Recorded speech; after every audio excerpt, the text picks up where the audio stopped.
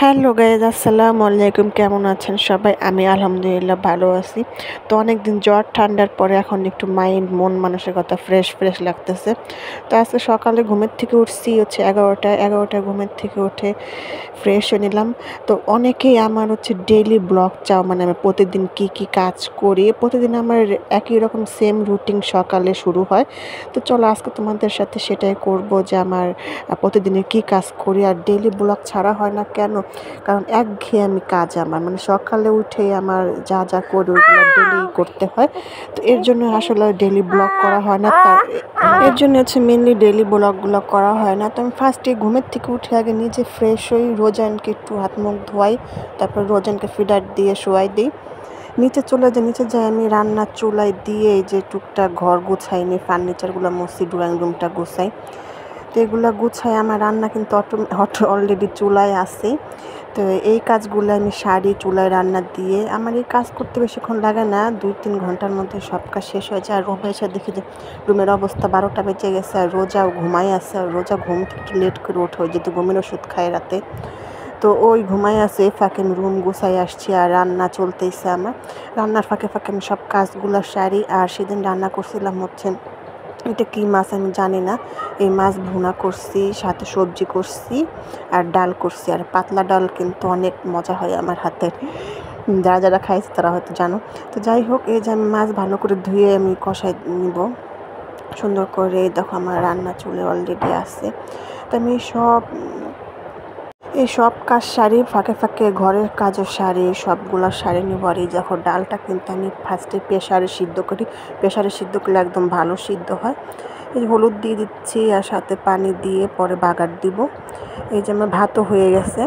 তো অনেকেই বলে আপু, মানে যারা আমাকে চিনে জানে, ভাবি আপু কাকে যাই হোক, যে তুমি এত কিছু কেমনে সামলাও? আমরা তো পাগল হয়ে যায় একদম, 2টা বাচ্চা মেনটেন করে একদম, তারপর আবার সংসার মেনটেন করতে হয়, সব কিছু আমার মেনটেন করে চলতে হয়। যেহেতু আমাদের যৌথ ফ্যামিলি থাকতে গেলে অনেক কিছুই মেনটেন করে চলতে হয়।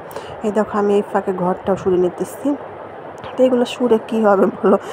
এইগুলো আমার সংসার না, এটা হলো 12 হাতের সংসার বলতে গেলে চলে। আমি এই যে কিছুক্ষণ মানে শুইরে গেলাম, আবার কিছুক্ষণ পরে দেবো সব ময়লা হয়ে গেছে।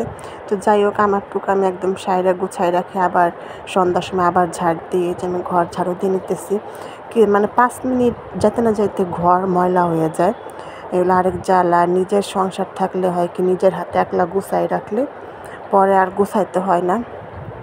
এটা যেহেতু 12 হাতের সংসার, তো ঘর খালি এলোমেলো হইতেই থাকে। তো যাই হোক, সব মিলিয়ে জীবন, কিছুই করার নাই।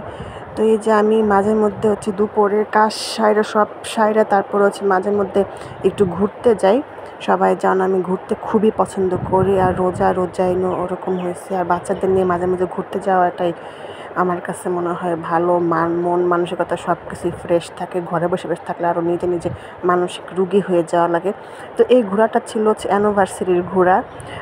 আমার যেহেতু অ্যানিভার্সারিতে বের হওয়া হয় না, অ্যানিভার্সারি আমি ওইভাবে পালনও করি না, যেহেতু আমার জামাই কখনোই মানে বের হইতে চায় না। তো এই যে আমি একটু ঘোরাফেরা করতেছিলাম বাচ্চাদের নিয়ে। আমার দুপুরের কাজ মূলত 3টার মধ্যেই শেষ হয়ে যায়, 3টা-4টা, বেশি কাজ থাকলে 4টা। শেষ করে আমি ফ্রেশ হয়ে খাওয়া দাওয়া করি। আর ইদানিং রোজার প্রাইভেটে যাওয়া হইতেছে না, এখান থেকে যাওয়া খুবই কষ্ট হয়ে যায়। আমার বাচ্চাদের রেডি করে নিয়ে যাওয়া, আবার আমি অসুস্থ ছিলাম, আবার রোজাও ঘুমের থেকে উঠতে চায় না, ঘুমের ওষুধ খায় ঘুমায়। তো আমি হচ্ছে 3টার মধ্যে কাজ শেষ করে রোজাকে নিয়ে প্রাইভেটে যাই, সন্ধ্যার পরে ঘুরতে যাই। আর এই গিফটটা আমার বান্ধবী আমাকে দিছে, এটা আমার বার্থডে গিফট। ওই বার্থডেতে আসতে পারে নাই, তো এই গিফটটা ওই রেখে দিচ্ছিল আমার জন্য। এই যে গিফটটা আমাকে দিচ্ছে, থ্যাংক ইউ তোমাকে। তো ওকে একটু ট্রিট দিলাম এই উপলক্ষে। আর আমরাও খাওয়া দাওয়া করলাম। ফার্স্ট একটা রেস্টুরেন্টে খাওয়া দাওয়া করে টুকটাক, ওখানে বেশি কিছু খাইনি যেহেতু অনেক দাম ছিল। অন্য একটা রেস্টুরেন্টে যাই খাওয়ার জন্য। রোজাইন যা পাগলামি করতেছিল, ছবি দেখে বলতেছিল যে এগুলা ওই খাবে, এগুলা মানে দেখাইতেছিল। এখন তো কথা বলা শিখে না, কিন্তু দেখাইতেছিল অ্যাক্টিং করে। তো এইভাবে আমি কিন্তু এনজয় করি। আর সবসময় একটু মানে একঘেয়েমি কিন্তু ভালো লাগে না, এর জন্য মাঝে একটু বাইরে যাওয়া ভালো। তো এইভাবে আমার দিনকাল কাটে। এই খাওয়া দাওয়া করে সন্ধ্যার সময় মানে রাত হয় আস্তে 9টা বাজে। আসার পরে টুকটাক নিজে ফ্রেশ হয়ে, আর এর মধ্যে কত কাজ থাকে, এগুলাকে আর বইলা বোঝানো যায়, মানে যারা জানে তারা হয়তো বা জানে যে কত কাজ করতে হয়। ভালো থাকো, আল্লাহ হাফেজ।